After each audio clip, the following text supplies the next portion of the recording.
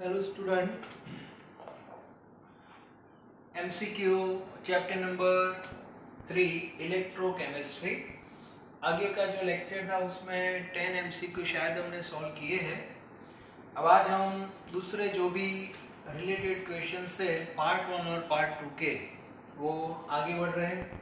इससे मेथड आपको पता चले कि कौन सा एमसीक्यू कैसे सॉल्व करना है, लेकिन कॉन्सेप्ट आपका क्लियर होना चाहिए और वो थ्योरी से होता है और वो मैंने आपको करवा दिया है। ओके, अब क्वेश्चन नंबर 11 10 तक हो गया है। अब क्वेश्चन नंबर 11 आप देखो।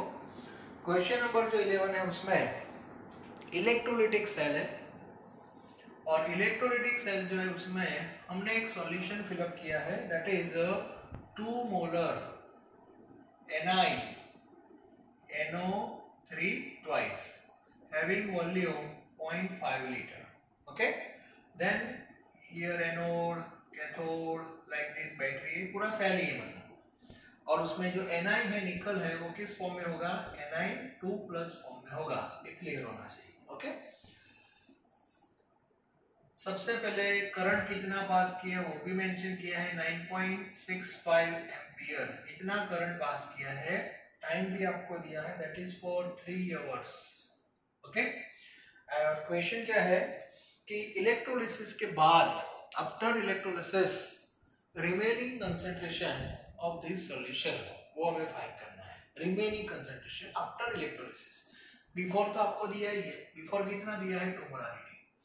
अब थ्योरी का कॉन्सेप्ट आपको पता ही है कि उसमें इलेक्ट्रोलिसिस में रेडॉक्स होगा, Ni2+ वहां पे डिपॉजिट होगा यहाँ पे, जिससे सॉल्यूट का जो कंसंट्रेशन है वो डाउन होगा, ऑब्वियसली तो मोलारिटी कम होगी। ओके, तो वो हमें फाइंड करना है।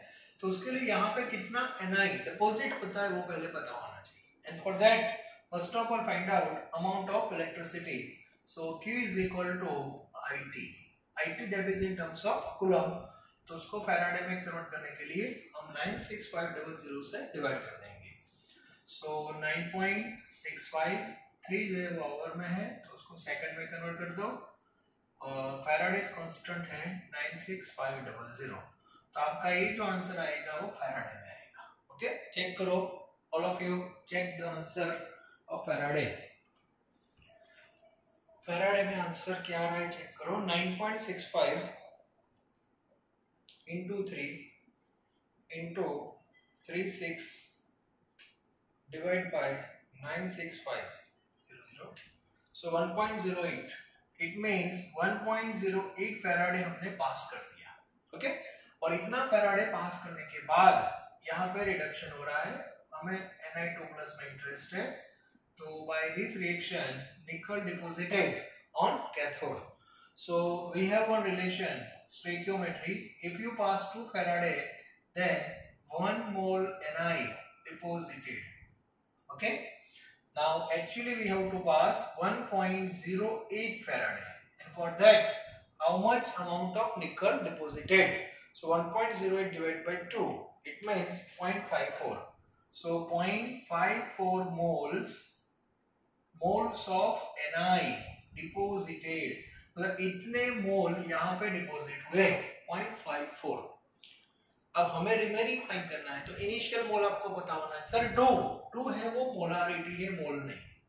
मोलारिटी का सब्ट्रैक्शन नहीं होता, मोल का होता है। तो सबसे पहले इनिशियल मोल फाइंड करने पड़ेंगे आपको। तो उसके लिए आपके पास इनिशियल मोलारिटी होनी चाहिए। So initial molarity is equal to initial moles upon volume, volume in liter. So initial molarity, that is 2, initial mole n, volume that is 0.5, therefore n is equal to 1 mole. मतलब solution में 1 मोल Ni2+ है और 1 मोल Ni2+ के reaction में involve होगा, तो 1:1 ही proportion है Ni2+ और Ni का। तो 1 मोल Ni2+ है, मतलब 1 मोल Ni जा सकता है। ओके, तो इनिशियल इतना था, तो अब कितना गया? 0.54, therefore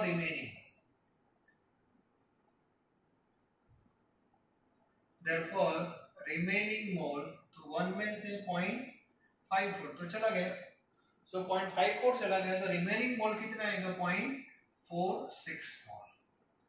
कितना आएगा ना 0.54 माइनस 1 दैट इज 0.46 यस इतने मोल रिमेनिंग आएंगे। अब आपको रिमेनिंग मोल नहीं पूछा है, आफ्टर इलेक्ट्रोलिसिस आपको पूछा है रिमेनिंग मोलारिटी। तो फिर से मोलारिटी फाइंड करनी है, तो रिमेनिंग मोलारिटी मतलब रिमेनिंग मोल 0.46 और volume 0.5, so your answer becomes 0.92 m। Student गलती कर देते हैं मोल मोलारिटी, इसीलिए मैं हर बार रिपीट कर रहा हूं mole and molarity both are different. Subtraction addition ये सब मोल का होता है, क्वांटिटी का होता है, क्वालिटी का नहीं। क्लियर? तो आपको यहां से क्या मिला, कितना Na डिपॉजिट हुआ है, तो पहले कितने Na के मोल थे वो पता होना चाहिए। तो इनिशियल मोल में से डिपॉजिटेड माइनस कर दो तो रिमेनिंग मोल आएंगे, और रिमेनिंग मोल को रिमेनिंग वॉल्यूम से रेशियो ले लो तो रिमेनिंग मोलारिटी आ जाएगी। क्लियर? तो एक क्वेश्चन बहुत इंपॉर्टेंट है, मोस्ट इंपॉर्टेंट है, 0.92 मोलारिटी आएगी। चलो इसका एक अच्छा सा स्क्रीनशॉट ले लो, मोस्ट इंपॉर्टेंट है। चलो इसके बाद 12 सिंपल है, सॉल्यूशन MgSO4 का है, इट मींस Mg2+ होगा, so Mg2+ gain 2 moles electron convert into Mg solid. Now see the stoichiometry, if you pass 2 Faraday then you have 1 mole magnesium at cathode। एक relation आपको मिलता है, reaction के बाद ये number of moles of product है और सामने एक इलेक्ट्रिसिटी है। ओके, तो यहाँ पे आपको एक रिलेशन मिल गया है, 2 फैराडे से आपको 1 मोल मिलेगा। Now see in question you have pass 1 Faraday, तो 2 फैराडे में से 1 मोल मिल रहा है, तो 1 फैराडे में से 1/2 मींस 0.5 मोल Mg डिपॉजिटेड। मैग्नीशियम मेटल है, ओके, तो उसका मास भी पूछ सकते हैं, तो 1 मोल का कितना होता है 24 ग्राम, सो 0.5 मोल का कितना होगा 12 ग्राम, तो ये भी हम लिख सकते हैं। Okay, now next 13 is also important. Fluorine का रिडक्शन दिया है, से F2 plus 2 मोल इलेक्ट्रॉन गिव्स 2F माइनस, और रिडक्शन है तो यहाँ पे जो वोल्टेज दिया होगा that is reduction potential 2.8 volt that is given. अब इन लोगों ने क्या किया है, ये जो रिएक्शन है इसको 2 से डिवाइड कर दिया लाइक दिस, तो वैल्यू में क्या कोई इफेक्ट आएगी? यस। तो थर्मो हमने पढ़ा था, उसमें 2 वर्ड थे, extensive property and intensive property. Intensive property का मीनिंग होता है सच property does not depends on quantity in terms of mole, मतलब मोल पे डिपेंड नहीं होती, और एक्सटेंसिव जो है वो मोल पे डिपेंड है। ये जो वोल्ट है उसका यूनिट देखो पर मोल ऐसा लिखा है, नहीं लिखा है, इसका मीनिंग हुआ इसका मोल के साथ कोई लेना देना नहीं है, तो इसका जो आंसर है वो एज इट इज ही रहेगा, 2.8 वोल्ट ही रहेगा। क्लियर? तो ऐसे क्वेश्चंस बहुत आते हैं। कभी कभी ये लोग क्या करते हैं कि पूरा जो रिएक्शन है उसको उल्टा कर देते हैं, उल्टा मतलब रिएक्टेंट प्रोडक्ट उल्टा कर देंगे, तो रिडक्शन की जगह क्या हो जाएगा, ऑक्सीडेशन हो जाएगा, और ऑक्सीडेशन में वैल्यू चेंज हो जाएगी, तो 2.8 प्लस है तो माइनस हो जाएगा, लेकिन मोल चेंज करने से वैल्यू में कोई इफेक्ट नहीं आ रही। ठीक है? हाँ, मान लो कि यहाँ पे डेल्टा E की जगह डेल्टा G है, सपोज यहाँ पे -50 है, तो -50 जो है वो पर मोल होगा, दैट इज एक्सटेंसिव प्रॉपर्टी। अब इसको आप 2 से डिवाइड करोगे तो इफेक्ट आएगी, और इसका डेल्टा G हो जाएगा -25। क्लियर? तो इंटेंसिव और एक्सटेंसिव प्रॉपर्टी में बेसिकली क्या डिफरेंस है वो आपको पता होना चाहिए। ठीक है? तो ये क्वेश्चन इंपॉर्टेंट है। चलो इसके बाद नेक्स्ट क्वेश्चन जो है डेनियल का है। चलो पढ़ो सर, 2 डेनियल सेल आपको दिए हैं, A and B। Daniell cell में सोल्यूशन किसका होता है वो भी आपको पता है, जिंक सल्फेट और कॉपर सल्फेट का सोल्यूशन होता है। सेल ए जो है उसमें दोनों साइड 1-1 कंसंट्रेशन है, और सेल बी जो है उसमें दोनों साइड 2-2 कंसंट्रेशन है।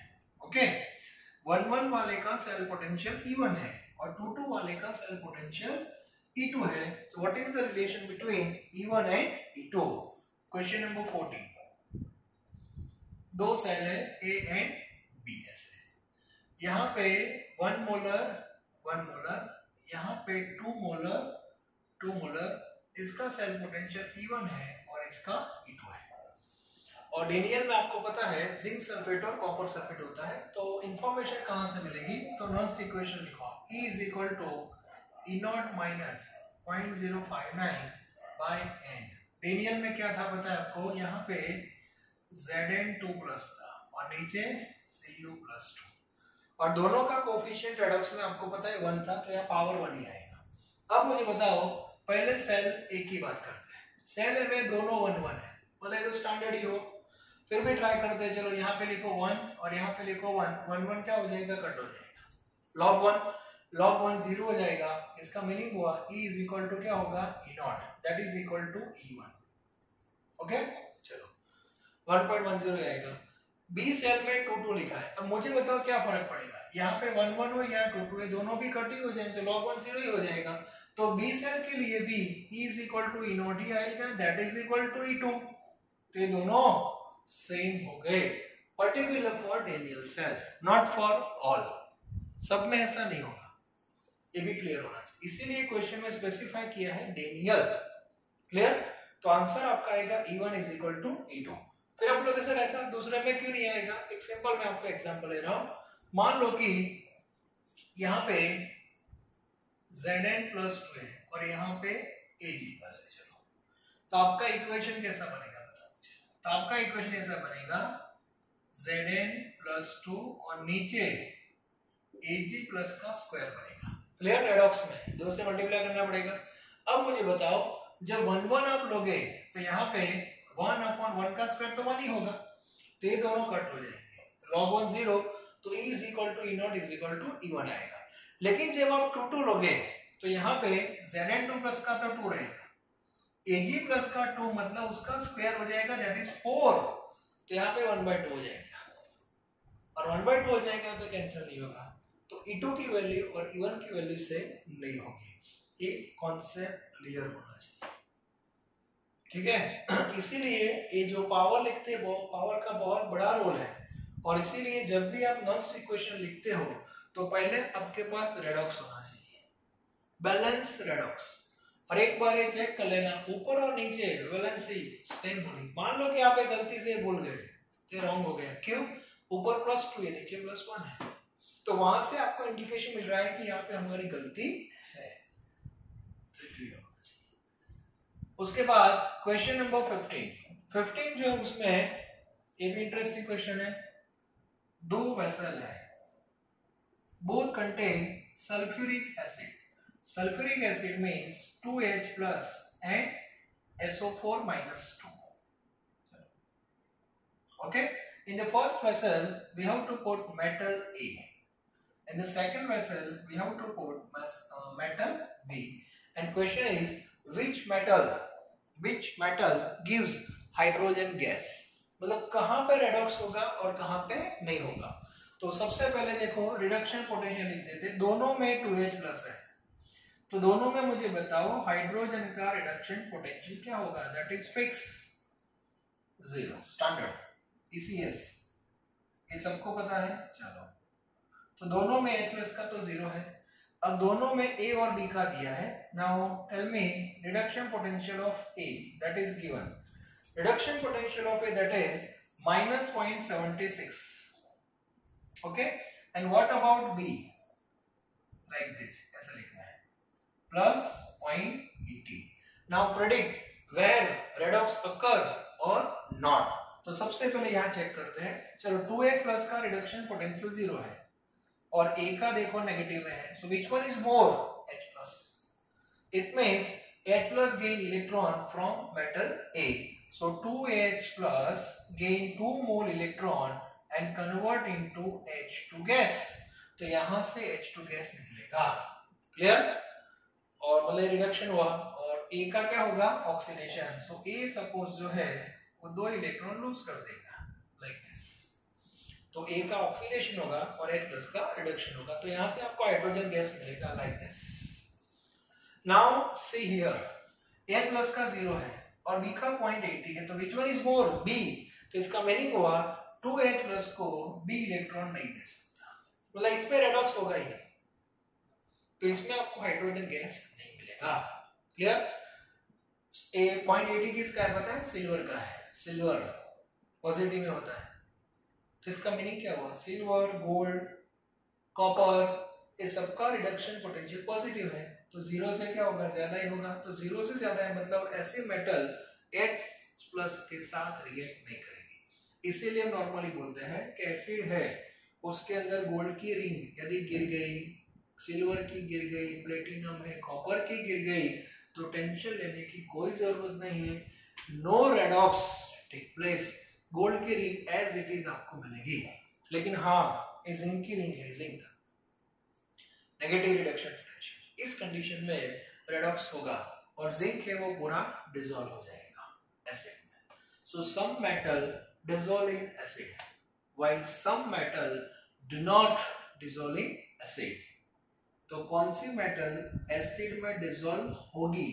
those having negative reduction potential। और कौन सी मेटल डिसॉल्व नहीं होगी? those having positive reduction potential। क्योंकि एसिड में तो H+ का तो जीरो ही है, तो जीरो के साथ कंपैरिजन करनी है बस। पॉजिटिव वालों की वैल्यू ज्यादा होती है, नेगेटिव वालों की कम होती है। तो most important question, so your answer is a. Okay, now see the next one. Next question जो है वो SN का है, जिसमें रेडॉक्स आपको दे दिया है और क्वेश्चन है कि in which condition cell potential increases. तो सबसे पहले हम लिखेंगे नॉन equation, E is equal to E0 minus 0.059 by n log product upon reactant. As a product में कौन सा आयन आएगा? SN2+। सॉलिड को तो हम कंसीडर करते ही नहीं है, और नीचे आएगा Ag+ और स्क्वायर। अब कॉन्सेप्ट आपको पता है, एनोडिक सॉल्यूशन और कैथोडिक सॉल्यूशन। ये एनोडिक सॉल्यूशन है और एक कैथोडिक, तो सेल पोटेंशियल इंक्रीज कब होगा compare to standard cell potential? तो कॉन्सेप्ट आपका क्लियर है, कैथोड बड़ा होगा तो अपने आप वैल्यू इंक्रीज होगी। उसका रीजन है न्यूमरेटर की कंपेयर में डिनोमिनेटर जितना बड़ा उतना रेशियो लेस देन 1 आएगा। लेस देन 1 का लॉग नेगेटिव आता है और नेगेटिव नेगेटिव पॉजिटिव होता है, तो E0 सेल में some amount will add. So value of E that is more than E0, तो ये क्लियर होना चाहिए। ठीक है, तो आपके पास दो ऑप्शन है, इसको बड़ा कर दो, the concentration of Ag+ increase करो, यदि वो नहीं कर सकते SN2+ को डिक्रीज कर दो। ठीक है, तो कौन सा ऑप्शन दिखाई? देखो सॉलिड साइज वाला तो भूल जाओ, ये ऑप्शन बी में क्या लिखा है? देखो कंसंट्रेशन ऑफ SN2+ इंक्रीजेस, नहीं नहीं नहीं नहीं डिक्रीज करना है, Ag+ इंक्रीजेस, यस। तो इसमें आंसर आएगा, करेक्ट ऑप्शन इज सी। कभी कभी दोनों ऑप्शन देते हैं, concentration of Ag+ increases, concentration of SN2+ decreases, तो आंसर सी आएगा बोथ। ओके, तो ये भी क्लियर होना चाहिए, तो ये भी आएगा C. Now question number 17, you have to find out equilibrium constant। तो इक्विलिब्रियम कांस्टेंट फाइंड करना है, तो फॉर्मूला है log Kc is equal to E0 cell into n upon 0.059।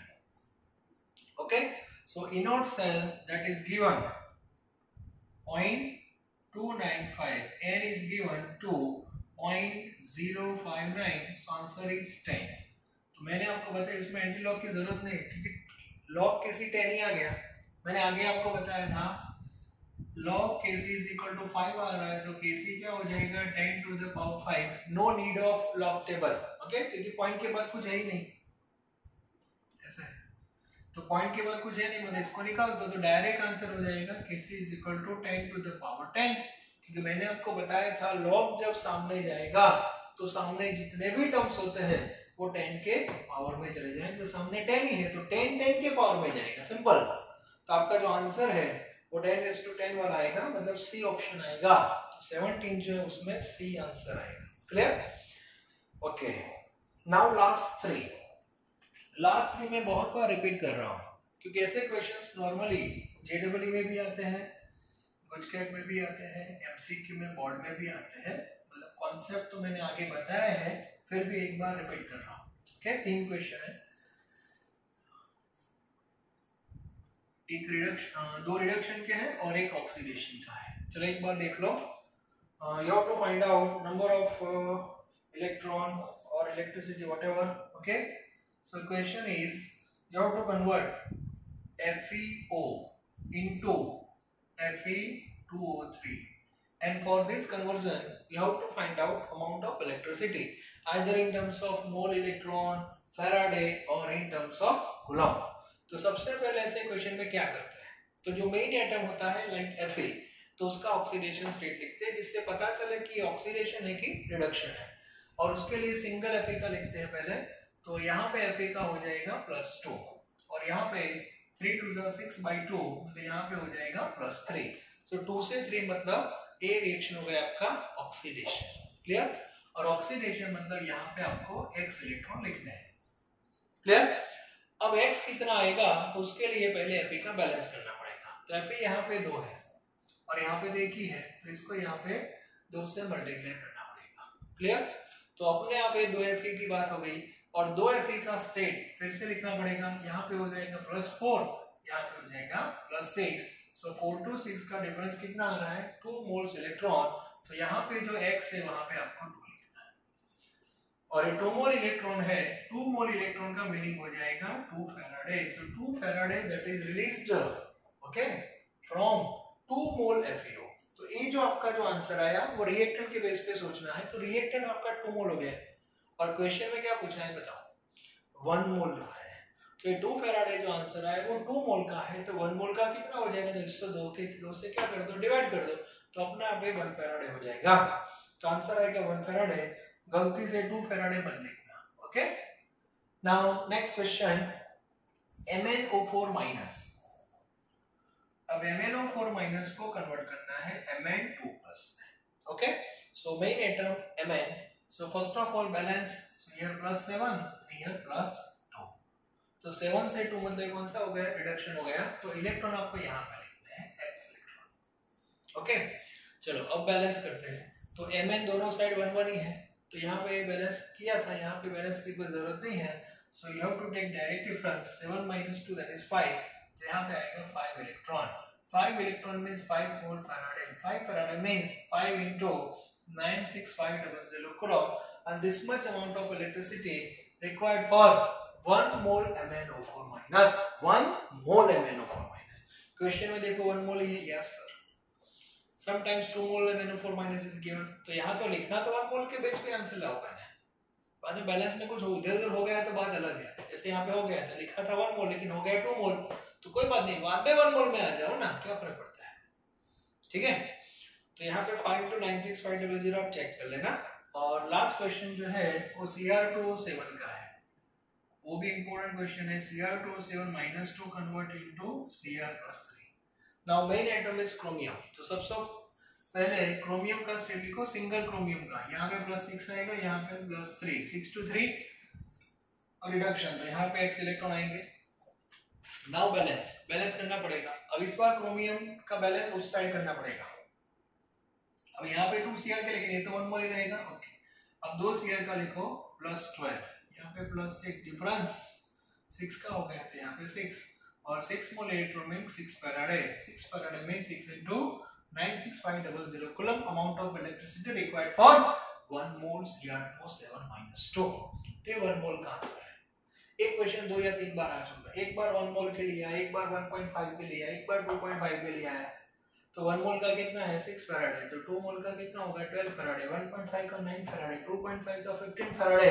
तो मल्टीप्लाई करते रहना बस। तो ऐसे क्वेश्चन आपको आने चाहिए। ओके, तो आज का लेक्चर यहाँ पे मैं कंप्लीट कर रहा हूँ, और ऐसे नए क्वेश्चंस आते रहेंगे आपके सामने। तो आपको पता होना चाहिए कि ऐसे क्वेश्चन को कैसे सॉल्व करना है। ओके, सो नेक्स्ट लेक्चर में नए MCQ के साथ हम मिलेंगे। Thank you very very much.